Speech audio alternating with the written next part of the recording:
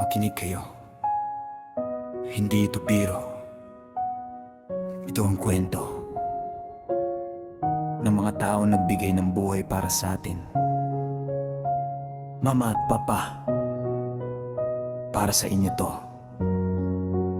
Mula nung isinilang ka sa mundong ibabaw, sila ang gumabay, sila ang nag-alay ng pagmamahal na walang kapantay. Kahit pagod ang katawan, laging nakangiti lang. Tandaan mo anak, hindi naging madali bawat butil ng pawis para sa kinabukasan mo. Kahit gutom sila, ikaw ang bubusugin. Kahit sila ang giniginaw, ikaw ang binabalutan. Sakripisyo ng magulang, di kayang tumbasan. Ginto man o pilag, di mapapantayan. Pasan nila ang mundo para ikaw ay umangat. Kahit sarili nila naklimutan na dapat. Sakripisyo ng magulang, wag mong kakalimutan. Dahil bago ka maging ikaw, sila ang nauna. Mahalin mo sila habang nandyan pa. Dahil ang pagmamahal nila walang hanggang dulo pa.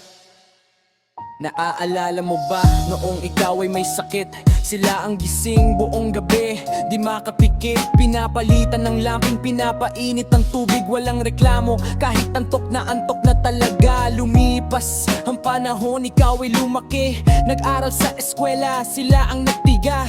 Nagbanat ng buto sa init at sa lamig para makatapos ka, para may marating. Minsan napapagalitan ka, akala mo galit sila, pero hindi mo alam, takot lang silang mapahamak ka. Disiplina ang bigay para sa ikabubuti, para paglaki mo hindi ka maligaw na landas dito. Sabi nila anak, mag-aral kang mabuti para pag wala na kami, may maasahan ka din. Yan ang linya na tumatak sa isipan ng tunay na yaman ng edukasyon at dangal. Ngayon tumanda na, buhok ay pumuti, nanghihina ang katawan, hirap na lumakad.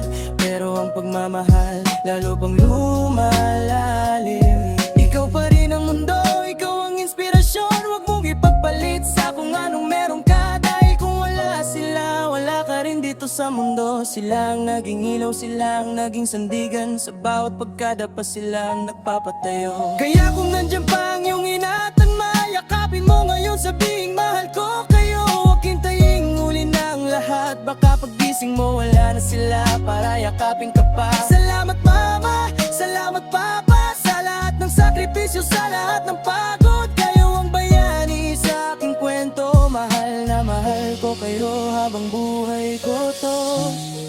Yeah, huwag nating kalimutan, sila ang dahilan kung bakit tayo nandito.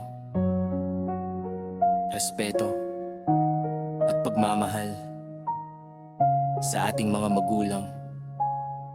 Please like and share.